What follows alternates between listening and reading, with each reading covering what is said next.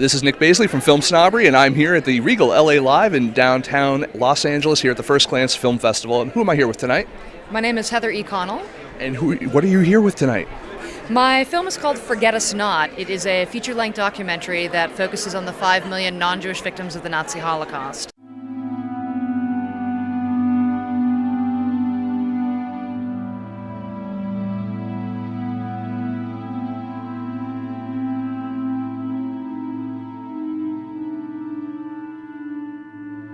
On March 22, 1933, a mere 51 days after Hitler became Chancellor and a full 6 years prior to the start of World War II, Dachau concentration camp opened its gates and closed them forever on those who lost their lives there.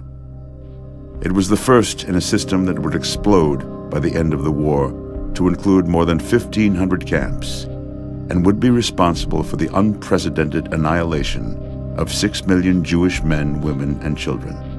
But the depth of bigotry and hatred perpetrated by the Nazi regime went even deeper.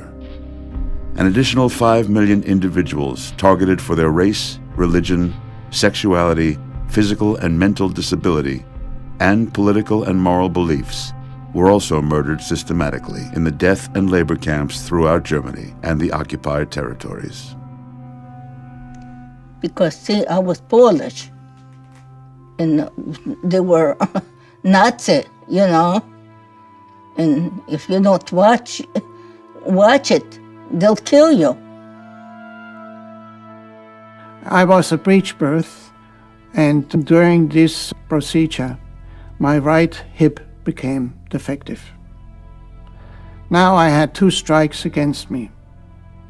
Born to Jehovah's Witnesses, which were under ban by Hitler, and I also had a physical defect.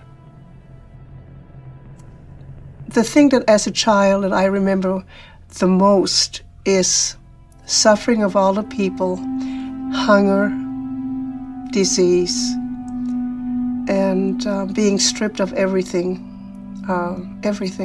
in our life. Being homeless, not knowing where to go. It was difficult.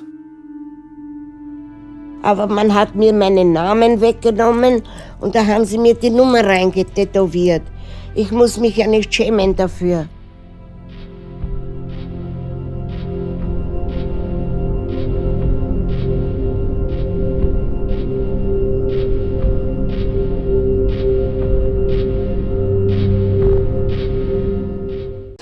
What made you want to tackle that subject out of all the subjects that are out there, and especially topics concerning the Holocaust? Why?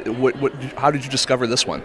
Well, you know, the basis for this film happened over 20 years ago for me. I was in Dachau, Germany, and visited the concentration camp, and I found it such a profound and moving experience. I was so affected by being at the concentration camp and seeing all of the information that was out there. And while I was there, I saw the classification chart that the Nazis used to classify the different groups. And I was embarrassed at my own lack of education. While I was very familiar with the atrocious genocide of the 6 million Jewish men, women, and children, I had no idea who the other groups were. And while individually the groups were smaller, collectively they made up 5 million people. And I just couldn't believe that I didn't know anything about them. So I kind of filed it away in the back of my head, so that would make a really great documentary. I was working on other projects at the time, and time flies. And then it was 20 years later, and I thought, if I'm going to make this film, it needs to be soon, because we're losing the survivors every day. Yeah. And when the survivors die, their stories die with them, and our history is passed through this type of oral history and this type of oral story. So I made the documentary. It took 4.5 years. And of course, a lot of people focus on the 6 million Jewish people that did die in the concentration camps. What was in doing your research, what was the next greatest type of group of people that, was it the gypsy people? Was it Polish? Was it, you know what I mean? Was it, what was the next highest group of people? Because again, you don't really hear about any of that. And that just out of my own curiosity. Well, and I hate to even put it in a numbers way, because all the groups were targeted for such specific reasons, and it all was based in intolerance and hatred and bigotry. 3 million Polish Catholics died in the concentration camps.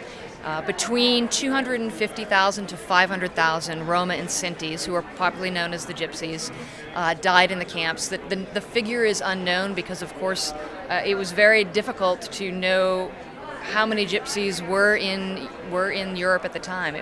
They were a transient people, but percentage-wise, that was a huge percentage of their population, and some of the groups were smaller. For example, the Jehovah's Witnesses, who had their own colored triangle, which was the purple triangle, that was around just 20,000. But they were very specifically persecuted. Gay men were another persecuted group, people that were physically and mentally disabled. It goes on and on. You should come see the film so you can learn all about these other people that we're talking about. You mean see the film at the FirstGlance Film Festival here in downtown Los Angeles? You can see the film at the FirstGlance Film Festival. It actually is playing on Sunday afternoon and the 2:15 matinee film block.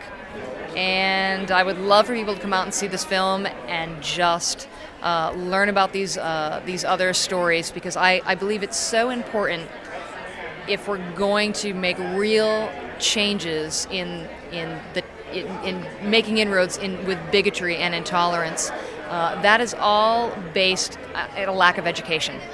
People are always they fear what they don't know. And so if we educate ourselves and we practice and preach tolerance, that's the way we can really make a difference. And this film, giving these people a voice to tell their stories, it just benefits everyone. Well, I want to thank you for coming out, and this is not your first film festival, I think you had mentioned, and where are you heading off from here? Well, I'm not quite sure where the film is going next. We've had a pretty busy fall. We've screened at 9 different festivals. Good thing to happen. It's a very good thing to happen, and we've been really fortunate. The film has done really well, so I've been so pleased with the support that we've gotten, and I'm excited to be here. I'm really excited to be here in Los Angeles. I live in Los Angeles, so it's nice to be in a festival in my own backyard. Also much less expensive. Yes, it is very nice to have to not pay all those travel expenses. Although the parking will kill you. But I want to say thank you so much for coming in. Thank you. I really appreciate it. All right. Good luck on the screening. Hopefully it's packed. I hope so too. Thank you so much. Thank you.